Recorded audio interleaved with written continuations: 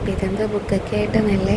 Actually ഇത് ഓഫീസിലൊരു first വീക്കൊക്കെ നമ്മുടെ zero ഫ്ലോറിൽ വന്നിട്ട് അത്യാവശ്യം ബുക്ക് സ്റ്റോൾസും കാര്യങ്ങളൊക്കെ സെറ്റ് ചെയ്തിട്ടുണ്ടാവും. അപ്പോൾ നമുക്കിതുപോലെ കുറേ പുതിയ പുതിയ കളക്ഷൻസൊക്കെ കാണാൻ പറ്റും. ആദ്യം ഞാൻ കുഞ്ഞിന് വേണ്ടിയിട്ടുള്ള കുറച്ച് ബുക്ക് കളക്ഷൻസൊക്കെ നോക്കി അതിൽ നിന്ന് കുറച്ചൊക്കെ സെലക്ട് ചെയ്ത് മാറ്റി. അതിനുശേഷം പിന്നെ നേരെ എൻ്റെ കളക്ഷനിലോട്ടൊക്കെ പോയി. അങ്ങനെ കുറേ പുതിയ ബുക്സും കുറേയൊക്കെ തപ്പിയിട്ട് കിട്ടാത്ത കുറച്ച് ബുക്സുകളൊക്കെ ഉണ്ടായിരുന്നു. അതിലൊന്നാണ് don't believe everything you think എന്ന് പറഞ്ഞിട്ടുള്ള ബുക്ക്. ആൻഡ് പിന്നെയും അത് പല സെക്ഷനായിട്ടുണ്ട്. നമുക്കൊന്നുകിൽ മോട്ടിവേഷൻ ബേസ്ഡ് അല്ലാത്ത സ്റ്റോറി ബേസ്ഡ് ഒക്കെ ആയിട്ട് സെപ്പറേറ്റ് ചെയ്ത് അവർ അറേഞ്ച് ചെയ്ത് വളരെ ബ്യൂട്ടിഫുള്ളായിട്ട് അവർ സെറ്റ് ചെയ്ത് വെച്ചിട്ടുണ്ട്. ആൻഡ് അഫോർഡബിൾ പ്രൈസാണ് എവറിത്തിങ്. എനിക്ക് തോന്നുന്നു ആദ്യത്തെ ഒരു 1-2 സെക്ഷൻസൊക്കെ എന്ന് പറയുന്നത് 100 ഈച്ച് ബുക്ക് 100 രൂപീസിനൊക്കെ തന്നെയാണ് അവർ വിൽക്കുന്നത്. പിന്നെ കുറച്ച് സെക്ഷനിൽ വരുമ്പോഴത്തേക്ക് ഒരു 150 റേഞ്ചിൽ വരും. എങ്കിലും ആ ഒരു റേഞ്ചിന് അത്യാവശ്യം നല്ല കളക്ഷൻസ് ഓഫ് ബുക്സ് അവർ ആ ഒരു റേഞ്ചിൽ അറേഞ്ച് ചെയ്ത് വെച്ചിട്ടുണ്ട്. പിന്നെ നേരെ മലയാളം സെക്ഷനിലോട്ട് പോയി. മലയാളം സെക്ഷനിൽ ഏറ്റവും പ്രിയപ്പെട്ട ആ ഒരു ബുക്കിൻ്റെ സെക്കൻഡ് പാർട്ടും അവരവിടെ ഉണ്ടായിരുന്നു. സോ അതുപോലത്തെ നല്ല നല്ല കളക്ഷൻസ് ഉണ്ട്. പിന്നെ ആ സെക്ഷൻ്റെ ഒരു സൈഡിലും ഒരു 50% ഓഫ് ആ ഒരു പ്രൈസ് റേഞ്ചിൽ കുഞ്ഞുങ്ങളുടെ തന്നെ ആക്ടിവിറ്റീസ് ബുക്കൊക്കെ, സ്റ്റോറി ബുക്സ്, പെയിൻറ്റിങ് ബുക്സ്.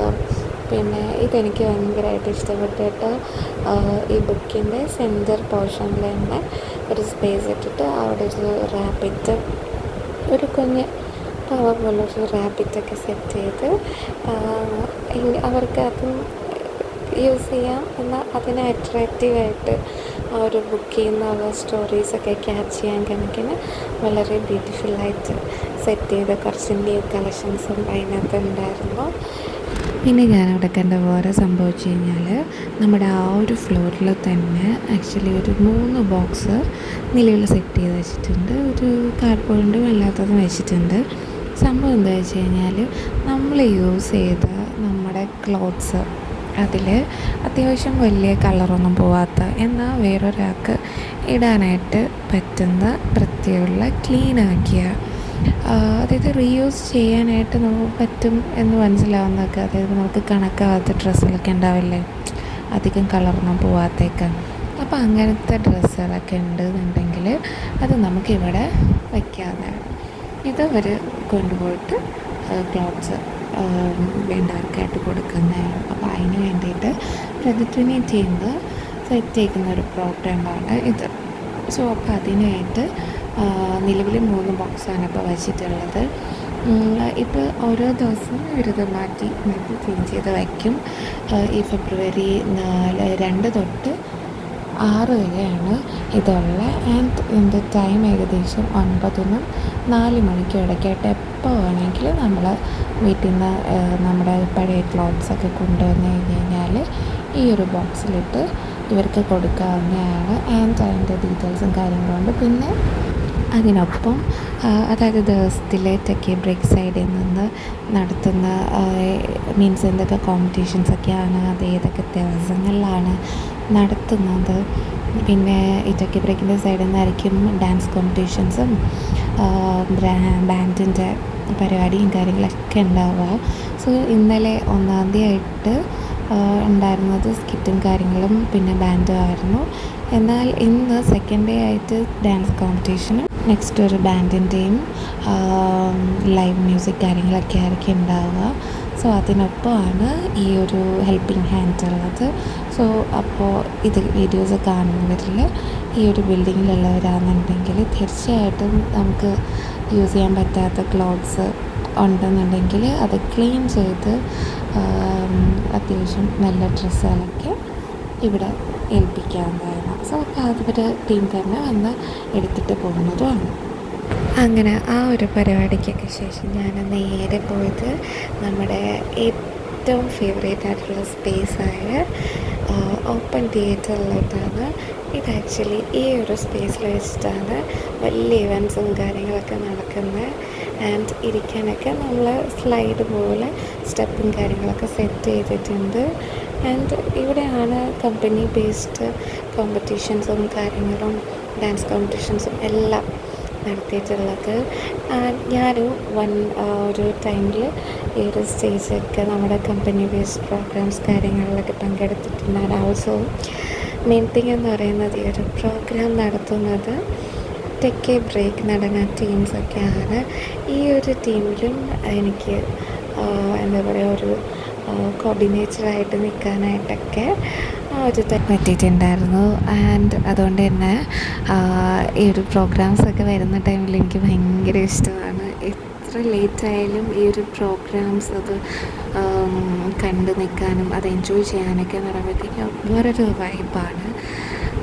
അപ്പം എന്ന് വെച്ചാൽ നമ്മൾ കണ്ടിന്യൂസ് ആയിട്ടുള്ളൊരു വർക്ക് സ്റ്റൈൽ ലൈഫിനിടയിൽ ഒരു എൻ്റർടൈൻമെൻറ്റൊക്കെ ആയിട്ട് അത് പാർക്ക് സൈഡിൽ നിന്നൊക്കെ കണ്ടക്ട് ചെയ്യുമ്പോഴത്തേക്കും അത് ഈച്ച് ആൻഡ് എവറി എംപ്ലോയീസിനും അതൊരു ഭയങ്കര റിലാക്സേഷനായിട്ട് വന്നായിരിക്കും.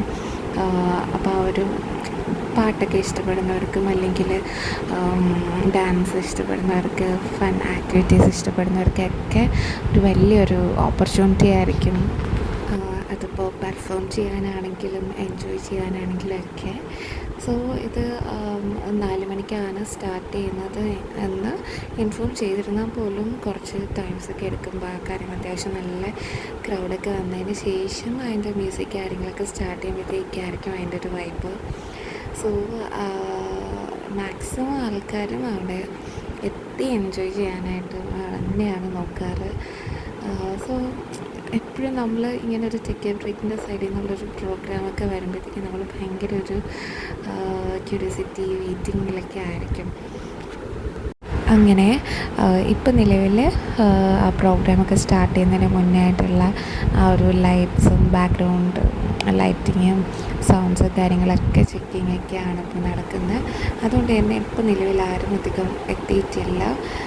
ഏകദേശം ഒരു 6 ഒക്കെ കഴിയുമ്പോഴത്തേക്കായിരിക്കും ഇവിടെ അങ്ങ് നിറയുന്നത്. സോ ആ ഒരു പ്രോഗ്രാം ടൈമിൽ വീഡിയോസും ആ ഒരു ടൈം വൈബ് ഡാൻസ് കാര്യങ്ങൾ എവറിത്തിങ് ഞാനത് ഷോർട്സിലായിരിക്കും ആഡ് ചെയ്യുക. ഇതിനോടൊപ്പം ഞാൻ കാണിക്കുന്നതെന്ന് പറയുന്നത് നമ്മുടെ ആ ഒരു ഫ്ലോറിൽ തന്നെ ബുക്ക് സ്റ്റോളിനോട് ചേർന്ന് ജ്വല്ലറിയുടെ ഒരു കളക്ഷൻസും അവിടെ സെറ്റ് ചെയ്തിട്ടുണ്ട്. ആൻഡ് നല്ല കളക്ഷൻസാണ്.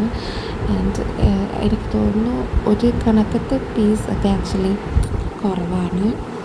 മീൻസ് ഒരുപോലത്തെ ഒക്കെ നമുക്ക് പിന്നെയും എടുക്കണമെന്നുണ്ടെങ്കിൽ അങ്ങനത്തെ കിട്ടാൻ പാടാം. എല്ലാം ഓരോരോ പീസ് വെയിറ്റ് ആയിട്ടുള്ളതാണുള്ളത്. അതിപ്പോൾ ഈ വളയുടെ കളക്ഷൻസിൻ്റെ ആണെന്നുണ്ടെങ്കിലും നല്ല നല്ല ഡിസൈൻസൊക്കെ ആണുള്ളത്. അധികം പെട്ടെന്ന് അങ്ങനെ കളറൊന്നും ഷെയ്ഡായി പോകുന്ന ടൈപ്പും അല്ല. അത്രയ്ക്ക് ഷെയ്ഡ് ചെയ്തിട്ടുള്ള നല്ല ഗ്ലേസിങ് വരുന്ന ടൈപ്പ് ഓഫ് വളകളും കാര്യങ്ങളൊക്കെയാണ് ഇവരുടെ ടീംസ് സെറ്റ് ചെയ്തേക്കുന്നത്. അതിനോടൊപ്പം കുറേ കമ്മൽ കളക്ഷൻസൊക്കെ എനിക്ക് ആക്ച്വലി ഏത് നോക്കണം എന്ന് അറിഞ്ഞുകൂടാവുന്നതാണ്. ആൻഡ് ശരിക്കും നല്ല സ്റ്റോൺസിൻ്റെ കളക്ഷൻസൊക്കെ ഇവരിൽ കൂടുതലായിട്ടുണ്ട്. അത് ആക്ച്വലി ലോങ് ആയിട്ടുള്ള ഇയറിങ്സൊക്കെ ആക്ച്വലി കുറവാണ്. പക്ഷേ ഇരിക്കുന്നതിൽ അത്യാവശ്യം നല്ല സ്റ്റോൺസ് വരുന്നതാണ്. ആൻഡ് കൂടുതലും അവരിലുള്ളത് ഹാങ്ങിങ് അധികം വരാത്ത നമുക്ക് ഡെയിലി യൂസ് ചെയ്യാൻ പറ്റുന്നതുമായിട്ടുള്ള വെയ്റ്റ് ലെസ് ആയിട്ടുള്ള ഇയറിങ്സാണ് ഒരു 70% ഉള്ളത്. പിന്നെ കുറേ എന്താ പറയുക ഭയങ്കര നൈസായിട്ടുള്ള ലൈറ്റ് വെയ്റ്റ് ആയിട്ടുള്ള മാലകളും അതിപ്പോൾ സിംഗിൾ ലോക്കറ്റ് ആണെങ്കിലും ബ്രേസ്ലെറ്റിൻ്റെ സെക്ഷൻസൊക്കെ ആണെങ്കിലൊക്കെ ഭയങ്കര വെയ്റ്റ്ലെസ് ആയിട്ടുള്ളതാണ് ഇവർ കൂടുതലും. കാര്യം ഓഫീസിലൊക്കെ സിമ്പിൾ ആയിട്ടുള്ള ഒരു ലുക്കിനൊക്കെ ഭയങ്കര നല്ലതായിരിക്കും. ആൻഡ് എനിക്ക് ബ്രേസ്ലെറ്റിൻ്റെ സംഭവങ്ങളൊക്കെ ഇഷ്ടപ്പെട്ടിട്ടുണ്ടായിരുന്നു. സോ ഈ ഒരു വള മോഡലൊക്കെ ആക്ച്വലി ഓൾറെഡി ഞാൻ ഇതിൻ്റെ വേറൊരു ടൈപ്പ് ഞാൻ ബാംഗ്ലൂരിൽ നിന്ന് മേടിച്ചിട്ടുണ്ടായിരുന്നു. ആൻഡ് ഇയറിങ്സിൽ ഞാൻ കൂടുതൽ നോക്കാറ് അത്യാവശ്യം നല്ല ലോങ് ആയിട്ടുള്ള ഇയറിങ്സാണ്. അതുകൊണ്ട് തന്നെ അവരുടെ അതിൽ അതൊരു ചെറിയ പോർഷൻ മാത്രമേ ഉണ്ടായിരുന്നിട്ടുള്ളൂ. ബാക്കിയെല്ലാം കുഞ്ഞു കുഞ്ഞു കമ്മൽസും അതിൻ്റെ സ്റ്റോൺ വരുന്ന ടൈപ്പൊക്കെ ആയിരുന്നു. സോ അതുകൊണ്ട് തന്നെ ഞാനൊരു ബ്രേസ്ലെറ്റിൻ്റെ ഒരു മോഡലായിരുന്നു ഞാൻ മേടിച്ചിട്ടുണ്ടായിരുന്നത്. അതിൻ്റെ ഒരു പാക്കിങ്ങും നല്ല നൈസ് വണ്ണാണ്. ഒരു സിമ്പിളായിട്ടുള്ളൊരു കളറിൽ സെറ്റ് ചെയ്ത് തന്നിട്ടുണ്ടായിരുന്നു. അത് എൻ്റെ കുറച്ച് മാലകൾ കാര്യങ്ങളാണ്. അതും കളർ അധികം പോകാത്ത ഗോൾഡ് കവറിങ് ആയിട്ടുള്ളതാണ്. സോ എങ്ങനത്തെയാണ് ഒരു ബ്രേസ്ലെറ്റ് ഒന്ന് കാണിച്ചു തരാം. സോ അതിനെ ജസ്റ്റ് ഒന്ന് ഓപ്പൺ ചെയ്യുന്നുണ്ട്. അപ്പോൾ ഇതിനകത്ത് ഇവരുടെ ഒരു കാർഡ്, ഇവരുടെ ഇൻസ്റ്റാ QR-ഉം അതിനകത്ത് ആഡ് ചെയ്തിട്ടുള്ള നെയിമാണ്. സോ ഇവരുടെ നിന്ന് തന്നെ ഞാൻ കഴിഞ്ഞ പ്രാവശ്യം ഒരു സെക്കൻഡ് സ്റ്റെറ്റും ഒരു മേടിച്ചിട്ടുണ്ടായിരുന്നു. അതും സ്റ്റിൽ അത് ഞാനെപ്പോഴും യൂസ് ചെയ്യുന്നതാണ്. ഇപ്പോൾ ആ ഒരു ടൈം വരെ പോലും അതിനൊരു കളർ ചേഞ്ച് കാര്യങ്ങൾ വന്നിട്ടില്ല. നമുക്ക് ബാക്കിൽ നല്ല means gold type of locking ഒക്കെ വരുന്നത് തന്നെയാണ്. ആൻഡ് ഇതാണ് ആ ഒരു ബ്രേസ്ലെറ്റ്. പക്ഷെ പെട്ടെന്ന് കാണുമ്പോഴത്തേക്ക് മാല പോലെയൊക്കെ ഇരിക്കും. പക്ഷെ എനിക്ക് ഭയങ്കര ആയിട്ടൊന്നും ഇരിക്കേണ്ടാത്തതുകൊണ്ട് വളരെ സിമ്പിളായിട്ടുള്ള രീതിക്ക് ഞാൻ നോക്കിയപ്പോഴത്തേക്ക് ആ ഒരു ലവ് ഷേപ്പ് ഹാർട്ടിൻ്റെ ആ ഒരു ഷേപ്പിന് വരുന്ന ആ ഒരു ബ്ലാക്ക് സംഭവം എന്ന് പറയുന്നത് അത്യാവശ്യം ചെറിയൊരു വെയിറ്റ് ഫീൽ ചെയ്യും. ആൻഡ് അതിൻ്റെ ചെയിൻ വന്നിട്ട് ഭയങ്കര കട്ടി കുറഞ്ഞിട്ടുള്ള എന്നാൽ നല്ല സ്ട്രോങ് ആയിട്ടുള്ള ഒരു ചെയിനാണ്. എന്നാൽ ജസ്റ്റ് ഒരു നൂലിൽ കോർത്ത് ഇടുന്നത് പോലെ ഇരിക്കും കണ്ടു കഴിഞ്ഞാൽ. ഭയങ്കര സിമ്പിളായിട്ടുള്ള സംഭവം. അങ്ങനെ എനിക്ക് കണ്ടു കഴിഞ്ഞപ്പോഴത്തേക്ക് ഞാൻ വേഗം ഞാൻ എടുത്തിട്ടുണ്ടായിരുന്നത്. ആൻഡ് ഇതിൻ്റെ കാർഡ് ഇവർക്ക് ആക്ച്വലി ഇൻസ്റ്റാ പേജും കാര്യങ്ങളൊക്കെ ഉണ്ട്. അപ്പോൾ അതിലേക്കായിരുന്നു നിങ്ങൾക്ക് ജ്വല്ലറീസും കാര്യങ്ങളൊക്കെ സെർച്ച് ചെയ്ത് നോക്കാവുന്നതാണ്. അവരെ കോൺടാക്റ്റ് ചെയ്ത് ചിക്ക് മോംസിൻ്റെ പർച്ചേസ് ചെയ്യാവുന്നതാണ്. ആൻഡ് ഈ ഒരു ലുക്കാണ് ആൻഡ് ഫൈനൽ ആ ഒരു ബ്രേസ്ലെറ്റ് യൂസ് ചെയ്യുമ്പോഴത്തേക്കുള്ളത്. ജസ്റ്റ് ഒരു നൈസായിട്ടൊരു സംഭവം കിടക്കുന്ന പോലെ ഉണ്ടാകും.